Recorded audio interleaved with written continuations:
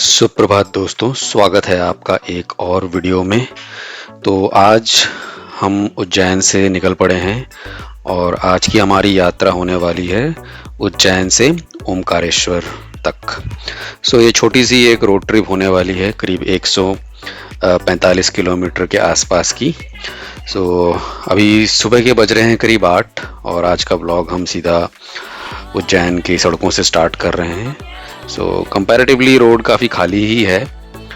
आज का रूट कुछ इस प्रकार का रहेगा। हम उज्जैन से निकलकर देवास बाईपास होते हुए फिर इंदौर बाईपास से हम फिर सानवाड़ का जो सड़क है वो लेंगे और वहाँ से फिर बारवा के बाद फिर हम नर्मदा नदी क्रॉस करके फिर मोतिरका से लेफ़्ट ले लेंगे टुवर्ड्स ओमकारेश्वर। मैं एक मैप डालने की कोशिश करूँगा जो रूट हमने फॉलो किया। तो ट्रैफिक के हिसाब से सुबह के 8 बजे गूगल ने यही सजेस्ट किया, तो हमने ये फॉलो किया। आप जब ये रूट लेंगे तो हो सकता है गूगल आपको इंदौर से भी लेके आए, देवास बाईपास यूज़ ना करे, वो ट्रैफिक के ऊपर डिपेंड करेगा। लेकिन हमारे आने का रास्ता भी यही था। टोल लगता है लेकिन रास्ता अच्छा है, मोटा मोटी, मतलब इतना कोई बहुत ज़्यादा ख़राब नहीं है, रास्ता ठीक ठाक है। तो चलिए शुरू करते हैं। सुबह के 8 अभी बज चुके हैं और अभी हम निकल पड़े हम लोग ओमकारेश्वर की तरफ। तो आ गए हैं हम लोग अब उज्जैन के आउटस्कर्ट्स में। जैसा कि सामने इस बोर्ड पे आप देख सकते हैं, सीधा चले जाएंगे तो इंदौर और बाईं तरफ जाएंगे तो भोपाल और देवास जाने का रास्ता है। तो यहाँ से हम लोगों ने लेफ़्ट ले लिया जो कि देवास की तरफ जाएगा। इस रूट पे कुछ दूर तक हम इसी रोड पे अब जर्नी कंटिन्यू करेंगे। तो इस रोड पर हम अब कंटिन्यू करेंगे अगले 9 किलोमीटर तक। तो ये रोड काफ़ी अच्छा है, कंडीशन अच्छी है इस रोड की, और रोड के दोनों तरफ लहलाते हुए खेत हैं, गेहूं पक चुके हैं, सुनहरी फसल है। अभी मार्च का एंड है, ये वीडियो काफ़ी लेट आ रहा है, लेकिन पूरा काफ़ी अच्छा दृश्य है दोनों तरफ। सही बोलूँ तो इतनी गेहूं की फसल मैंने कभी एक साथ एक जगह पर नहीं देखी। आज से पहले गेहूं की फसल खेत में बहुत देखी है, लेकिन सड़क के दोनों तरफ दूर दूर तक सिर्फ गेहूं ही है और बहुत सारे कंबाइन हार्वेस्टर लगे हुए हैं, जो कि अभी हार्वेस्टिंग का सीज़न था तो हार्वेस्ट भी कर रहे थे। तो काफ़ी अच्छी सड़क है, व्यू भी अच्छा है, एंजॉय करेंगे आप इस रोड पे गाड़ी चला के।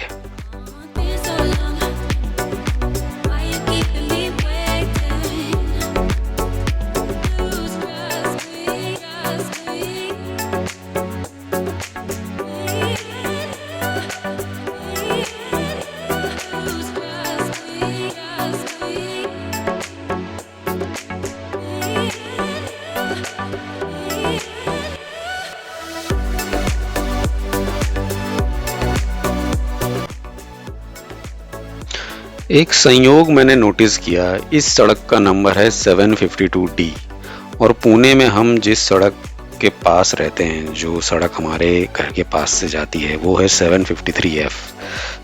कहाँ मध्य प्रदेश उज्जैन में 752D और कहाँ पुणे में 753F? कितना डिस्टेंस है दोनों के बीच में? नहीं भी तो कम से कम 600-700 किलोमीटर का डिस्टेंस रहेगा, 700-800 किलोमीटर का, लेकिन नंबर सिर्फ एक डिफरेंस है। ये एक बड़ा ही एक कोइंसिडेंस एक हुआ है। मतलब अभी जस्ट मैं जब ये वॉइस ओवर कर रहा हूँ तो मेरे को ये स्ट्राइक किया। जब हम गए थे तब ये उतना ध्यान में नहीं आया था, बट रोड में आप रोड ट्रिप करेंगे तो ऐसी बहुत सारी चीज़ें हैं, जैसे आप ये देख सकते हैं, आसपास का मंजर देखिए, ज्योग्राफी देखिए, टॉपोग्राफी देखिए, लोग देखिए, खान पान, जो कि आप एक एयर ट्रैवल और में तो फील कर ही नहीं सकते। ट्रेन में कुछ हद तक हो सकता है, बट बाय रोड जाने पर जो आप सिर्फ डेस्टिनेशन ही नहीं, आप जर्नी को भी पूरी तरह से एंजॉय कर सकते हैं।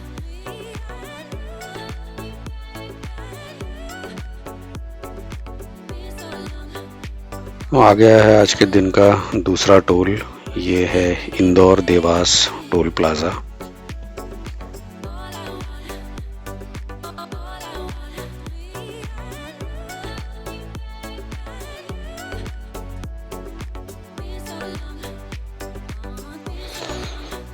अभी हम लोग इंदौर को बाईपास कर रहे हैं। रोड बहुत अच्छी है, ये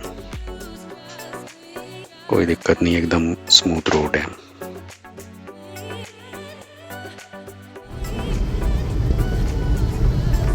रोड तो अच्छी है लेकिन यहाँ पर बीच बीच में स्पीड ब्रेकर्स आ रहे हैं, और जैसा ही मैंने कहा कि रोड अच्छी है, कुछ डाइवर्जन आने स्टार्ट हो गए।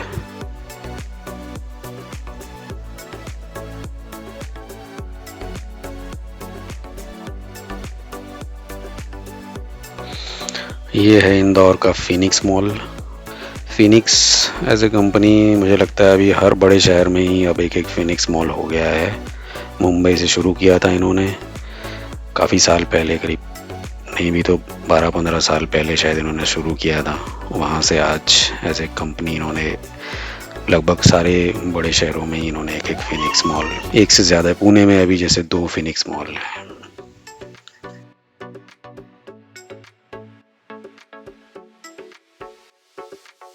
होटल से निकलते वक्त हमने ब्रेकफास्ट नहीं किया था, सो फाइनली इंदौर बाईपास के पास ही ये एक ढाबा मिल गया हमें। तो यहाँ पर अभी पराठे ही थे जो अवेलेबल थे क्विकली, सो हमने यहाँ पर 2 आलू पराठा, 2 गोभी पराठा और चाय के साथ अपना ब्रेकफास्ट जल्दी से निपटा लिया। जल्दी तो होता नहीं है, फिर भी 1 घंटा लग गया, ऑर्डर देने में काफ़ी टाइम लगाया उन्होंने। सो 1 घंटा हमारा ब्रेकफास्ट करने में ही निकल गया। सो अब प्लान ये है कि अब और हम नहीं रुकेंगे, कोशिश करेंगे कि ना रुका जाए और सीधा डेस्टिनेशन पे जाके ही रुकेंगे। तो अभी हमें सामने से लेफ़्ट लेना है और ये सड़क जाती है सानवाड़। सो इंदौर बाईपास से ये इंदौर सानवाड़ रोड है। सो यही रोड हमें आगे पूरा ओमकारेश्वर तक लेके जाएगी। सो बीच में कुछ छोटे छोटे टाउन पड़ेंगे, जैसे नर्मदा से जस्ट पहले बारवा और सिमरोल, फिर इंदौर का जो IIT जो नया बना है वो भी हम क्रॉस करेंगे। सो ये रोड अभी लग तो रहा है जैसे अंडर कंस्ट्रक्शन ही है, आधा अधूरा टाइप्स, बट ठीक है, ठीक ही लग रहा है अभी। इनिशियली तो ठीक ही लग रहा है। चलिए देखते हैं कैसा एक्सपीरियंस रहता है। तो यहाँ से अभी भी 68 किलोमीटर बाकी है और एज़ पर गूगल हमें अभी 2 घंटे और लगेंगे 68 किलोमीटर कवर करने के लिए। जिसका मतलब है या तो आगे ट्रैफिक बहुत है या रास्ता ख़राब है या दोनों का कॉम्बिनेशन है। चलिए देखते हैं कैसा रहता है ये जर्नी।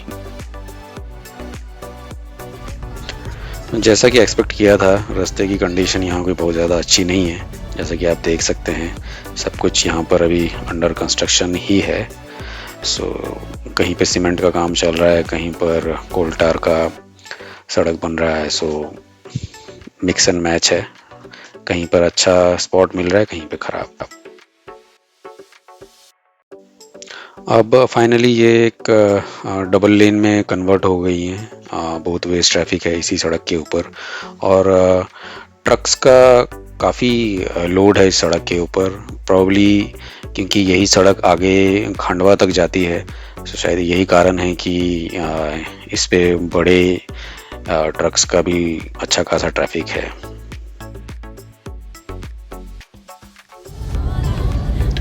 अभी ये एक बहुत बड़ा एक्सीडेंट होते होते बचा। हमारे सामने से ये एक कार ने ऐसे क्रॉस किया, सामने से कितना बड़ा डंपर आ रहा था। मैं रिवर्स करके दिखा रहा हूँ, ये देखिए कैसे इसने क्रॉस किया। थोड़ा सा भी अगर चूक हो जाती और डंपर वाले ने अगर ब्रेक नहीं मारा होता तो उस गाड़ी के पता नहीं क्या होता। और उस गाड़ी में सारे 18-20 साल के, ऐसे 22 साल के लड़के बैठे हुए थे। ये सामने ही चल रही है गाड़ी, मतलब मज़ा मस्ती करते हुए जा रहे हैं ये लोग, लेकिन इतना इर्रेस्पॉन्सिबली ये लोग गाड़ी चलाया इन्होंने, मतलब क्या ही बोलूँ मैं। बस कुछ सेकंड और अगर रुक जाता, अगर वो ट्रक वाले ने अगर ब्रेक नहीं मारा होता तो। अच्छा, ये IIT का गेट आ गया है। ये आई थिंक 2-3 गेट है यहाँ पर, तो ये उनमें से ये एक गेट है IIT इंदौर का। ये जितने भी नए नए IIT खुले हैं अभी देश में, बहुत सारे, पहले तो सिर्फ 5 ही थे, फिर 6 हुए, उसके बाद अब तो इतने सारे IITs हो गए हैं। सो उनमें से ये भी एक है। सो अभी भी हम यही सिंगल लेन और अदर डबल लेन सड़क से ही अभी हम लोग पास कर रहे हैं। बीच बीच में अच्छा सड़क मिल रहा है, कहीं ख़राब है कहीं अच्छा है, लेकिन अभी ये जंगल का स्ट्रेच शुरू हो गया और हल्का फुल्का घाट भी है यहाँ पर। और उज्जैन से लेके ओमकारेश्वर और इंदौर से ओमकारेश्वर के बसेस का भी अच्छा खासा ट्रैफिक है यहाँ पर। और ट्रक्स आप देख ही सकते हैं, अच्छा खासा ट्रक्स का ट्रैफिक भी है।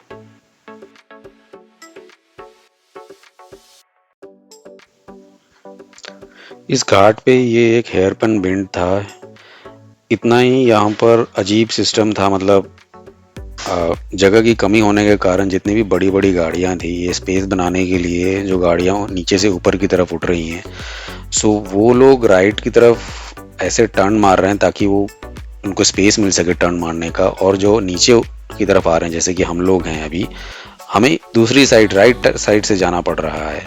ये बड़ा ही डेंजरस सा सिचुएशन है यहाँ पर। ये एकदम ही एक्सीडेंट प्रोन जोन है, यहाँ पर कुछ भी हो सकता है। यहाँ पर एकदम ही उल्टा है, लेफ्ट राइट उल्टा हो गया है यहाँ पर। और जैसा कि आप देख सकते हैं हैवी व्हीकल्स हैं, पहाड़ों का नियम ही है जो गाड़ी ऊपर चढ़ रही है उसको पहले जगह दिया जाए ताकि वो चढ़ सके, स्पेशली बड़ी गाड़ियों को।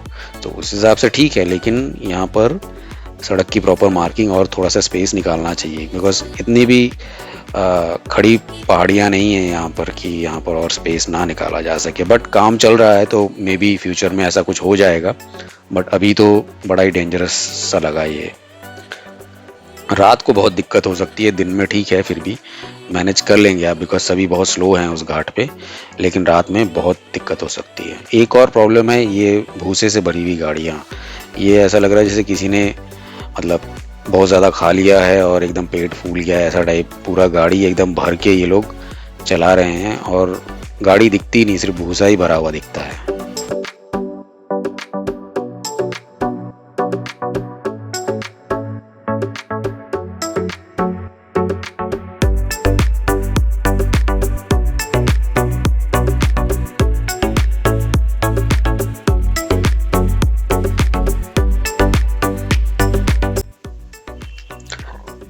ये एक इरिगेशन प्रोजेक्ट का कोई पाइपलाइन लग रहा है। मोस्ट प्रोबेबली ओमकारेश्वर में जो डैम है वहाँ से शायद ये पानी को पंप करके ऊपर की तरफ कहीं और इरिगेशन के लिए शायद भेजा जा रहा है।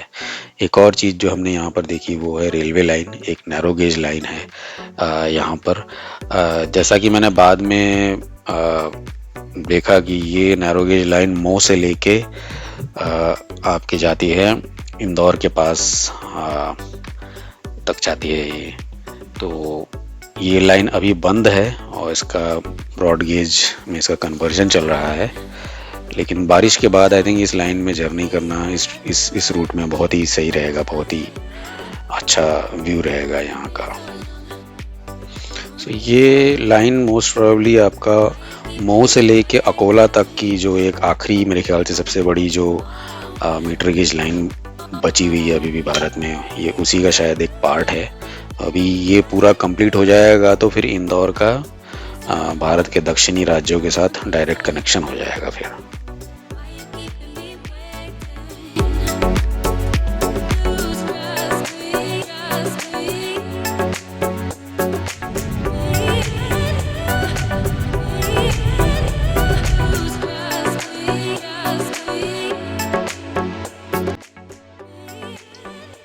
फाइनली ओमकारेश्वर का बोर्ड एक दिखा यहाँ से। उसके मुताबिक और 20 किलोमीटर है यहाँ से। अभी हम लोग क्रॉस कर रहे हैं बारवा टाउन, और बारवा के बाद नर्मदा नदी आएगी। तो यहाँ पर एक छोटा सा ट्रैफिक जैम था क्योंकि सामने ब्रिज है, तो एक हल्का फुल्का एक ट्रैफिक जैम क्रॉस करने के बाद अभी सामने नर्मदा नदी है। इसको क्रॉस करने के बाद ही हम लोग ऑलमोस्ट ओमकारेश्वर पहुंच जाएंगे। ये अप्रोच रोड जो है ब्रिज का काफ़ी संकरा सा है। एक बार में मतलब 2 गाड़ियां मतलब बहुत मुश्किल से निकल पा रही हैं। मतलब अगर 2 बड़ी गाड़ियां हैं, कार्स के लिए ठीक है, अगर बड़े बड़े ट्रक्स आ गए तो दिक्कत हो जाएगी। तो ये है नर्मदा नदी के ऊपर ब्रिज, काफ़ी संकरा ब्रिज है। सो इसके बाद ही हम लोग ओमकारेश्वर के लिए आगे जाके लेफ्ट लेंगे।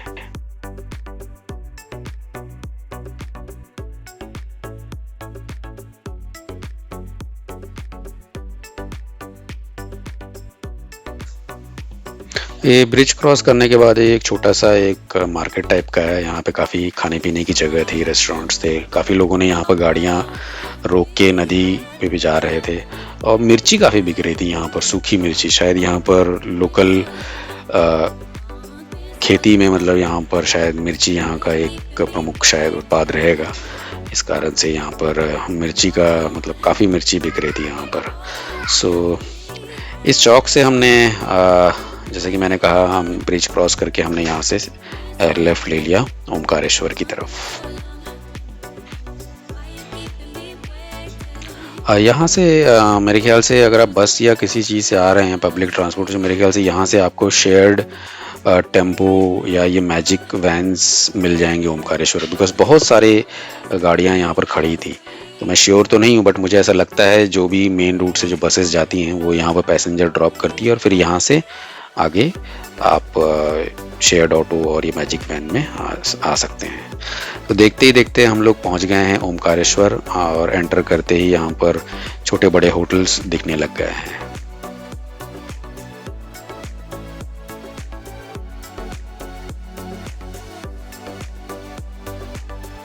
फाइनली हम लोग पहुंच गए हैं ओमकारेश्वर। ये है ओमकारेश्वर का बस स्टैंड। सो जितनी भी बाहर से बसेस आ रही हैं, जैसा कि आप देख सकते हैं, सब बसेस आपको यहीं पे छोड़ के आगे छोटी गाड़ी से मेरे ख्याल से आपको आगे शायद जर्नी करनी पड़ेगी कंप्लीट। तो ये सबसे पहले हमको मैप में यहाँ पे ये लेफ़्ट वाला रास्ता दिखाया है जहाँ पे ये बैरिकेडिंग लगी थी, तो यहाँ से हम एंटर नहीं कर पाए। फिर आगे सीधे चले गए। सीधे यहाँ पे ये महाशय मिल गए, इन्होंने 50 रुपये लिए। एक पर्ची तो दी साथ में, पता नहीं क्या था, सही था कुछ नगर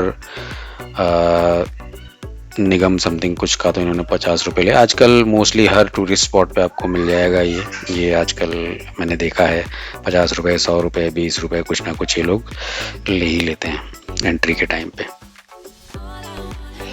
होटल के पास आके ये मेन एक चौराहा टाइप का मिला, यहाँ से भी हमको बाई लेना था एज पर गूगल, लेकिन बैरिकेडिंग की हुई थी। और ये सामने जैसे कि आप ये पुलिस वाला देख सकते हैं, ये इन्होंने लेफ़्ट साइड में ट्रैफिक रोका हुआ था, हमें सीधा जाने के लिए कहा। तो ये सीधा जो है ये रास्ता बहुत ही ख़राब था, कच्चा रास्ता था। कुछ दूर जाने के बाद हमें लेफ़्ट साइड में अपना होटल तो दिख रहा था, लेकिन वहाँ जाने का कोई रास्ता नहीं मिल रहा था। अगर आप देखेंगे तो यहाँ पर सब रास्तों को उन्होंने बाईं तरफ जो रास्ता जितने भी होटल हैं वहाँ जाने का जो रास्ता है उसमें इन्होंने वो एक फाटक टाइप का लगा के रखा है और ये बंद करके रखा है ताकि कोई भी गाड़ी यहाँ से अंदर एंटर ना कर पाए। बाद में पता चला कि ये लोकल प्रशासन के द्वारा ट्रैफिक को कंट्रोल करने के लिए, ताकि गाड़ियाँ यहाँ से भी एंटर ना कर सकें, इसीलिए ये जैसे कि ये सामने आप देख सकते हैं, ये देखिए रस्सी से कैसे इन्होंने रोका हुआ है ट्रैफिक को। तो हमने होटल में फ़ोन किया, होटल से एक बंदा आया, इन्होंने हमारी गाड़ी से सारा सामान हमने यहीं उतार दिया और रस्सी के उस पार वो लोग अपनी एक ऑटो लेके आए, उसमें सारा सामान चढ़ा के उन्होंने फैमिली को वहाँ तक रूम तक पहुँचा दिया। मैं गाड़ी लेके आगे निकल पड़ा पार्किंग की तरफ। सो पार्किंग जो है एक बहुत ही, यहाँ से और करीब 100-200 मीटर जाने के बाद ऊपर एक टीला टाइप का है, एक प्लेन जगह है, वहाँ पे बहुत सारी गाड़ियाँ खड़ी थी। तो संख्या के हिसाब से तो मेरे को ठीक ही लगा, मतलब इन द सेंस, मतलब पार्किंग कोई बहुत ज़्यादा अच्छी जगह पे तो नहीं थी, धूल भरी एक मैदान था, एक धूल से भरा हुआ, लेकिन बहुत गाड़ियाँ थी, मतलब नहीं भी तो कम 500-1000 गाड़ियाँ रही होंगी और बसेस भी थी वहाँ पर। तो वहाँ पर ही हम गाड़ी को पार्क करके फिर मैं पैदल होटल तक आ गया और फिर हमने यहाँ थोड़ा फ्रेश हुए और फिर हम आगे शाम को फिर निकले हम लोग थोड़ा सा ओमकारेश्वर देखने के लिए। तो चलिए देखते हैं आगे। तो होटल में फ्रेश होने के बाद हम लोग पहुंच गए हैं ब्रह्मपुरी घाट। ये वॉकिंग डिस्टेंस पे ही है, सामने ही है, ज़्यादा दूर नहीं है। तो ये अभी पानी बहुत ज़्यादा नहीं है नदी में। सामने आप देख सकते हैं डैम और ये रहा झूला ब्रिज। सो ये एक ब्रिज है जहाँ से अगर आप पैदल जा रहे हैं तो आप मंदिर के लिए जा सकते हैं। तो कल सुबह हमारा जाने का प्लान है। बाकी बहुत नावें थी यहाँ पर, अभी पानी तो नहीं है ज़्यादा, बट करीब बार्गेनिंग अच्छे से करना पड़ेगा। हम 1500 कुछ बोला था इन्होंने, बट 1000 में मान गए ये लोग पूरे बोट के लिए। शायद और थोड़ा कम हो सकता था, बट खैर। तो 1000 रुपये में हमने एक राइड लिया। तो 1000 रुपये में ये लोग आपको बोट पे बिठा के आपको डैम के पास तक लेके जाएंगे, जितना हो सकता है वहाँ तक लेके जाएंगे। और पीछे की तरफ मतलब दूसरी साइड में भी ये आपको मंदिर के सामने से एक राउंड लेके आएंगे ये लोग। तो ये है यहाँ की बोट जर्नी।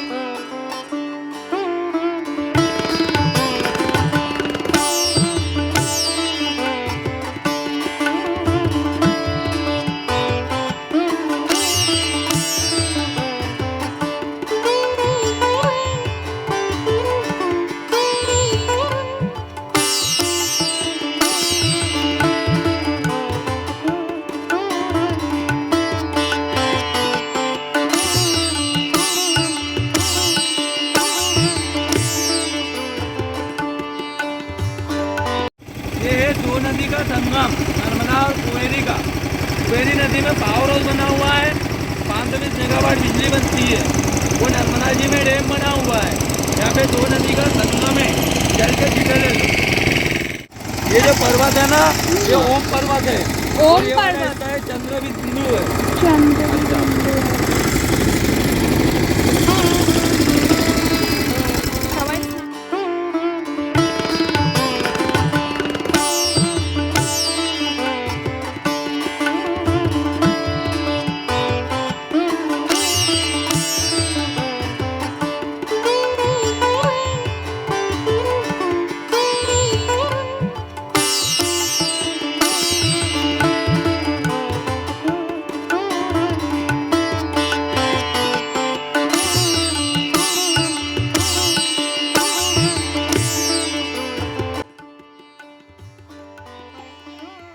ये दाईं तरफ ये मंदिर में जाने का एक और रास्ता है। अगर आप बोट से नदी क्रॉस करेंगे तो यहाँ ये आपको नीचे उतार देंगे, और फिर ये एक स्पाइरल सीढ़ी टाइप का है ये होल्डिंग एरिया, जहाँ से जब बहुत ज़्यादा भीड़ होती है तो यहाँ से ही लोग मंदिर में एंटर करते हैं।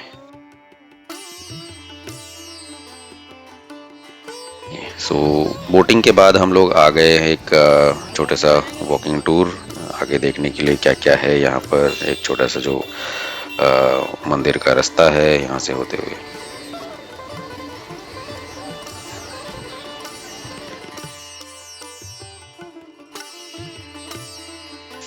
तो अभी हम लोग जा रहे हैं पुराने ब्रिज की तरफ। सो प्लान ये है कि पुराने ब्रिज से होते हुए जो एक परिक्रमा का एक मार्ग है उसको कवर करना। तो जाते टाइम आपको ये मामलेश्वर मंदिर भी दिखेगा। सो ये भी हम लोग कल दर्शन करने वाले हैं। तो यहाँ पर ये एक एरो बने हुए हैं, सामने ओमकारेश्वर, बाईं तरफ नगर घाट। सो यहाँ से होते हुए फिर हम लोग पहुँच गए हैं नगर। ब्रिज क्रॉस करेंगे तो देखते हैं, जब तक अंधेरा नहीं होता तब तक हम कोशिश करेंगे।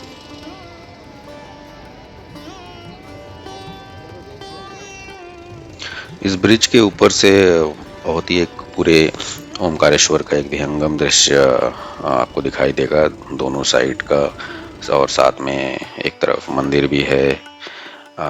डैम में सायरन भी बज रहा था, शायद पानी छोड़ने वाले थे। काफ़ी देर तक बजा, लेकिन हमें ऐसा कुछ पानी छूटता हुआ दिखाई नहीं दिया। सो हम लोग ये थोड़े ये परिक्रमा की कोशिश कर रहे हैं, देखते हैं कितना क्या कर सकते हैं। अंधेरा भी हो रहा था तो हमने ये परिक्रमा पूरी कंप्लीट तो नहीं की, क्योंकि काफ़ी सुनसान रास्ता हो रहा था। बंदर थे और काफ़ी कुत्ते उत्ते थे, तो इसलिए हम फिर बीच रास्ते से ही हम काइंड ऑफ वापिस आ गए। अंधेरा हो गया था तो हमने परिक्रमा बीच में ही छोड़ के हम वापस आ गए। और जाते टाइम हमें ये श्री गजानन महाराज का भक्त निवास दिखा। ओमकारेश्वर में रहने के लिए सबसे अच्छी व्यवस्था है यहाँ पर देखा जाए तो। लेकिन यहाँ का एक सबसे बड़ा प्रॉब्लम है कि आप यहाँ पर एडवांस बुकिंग नहीं कर सकते।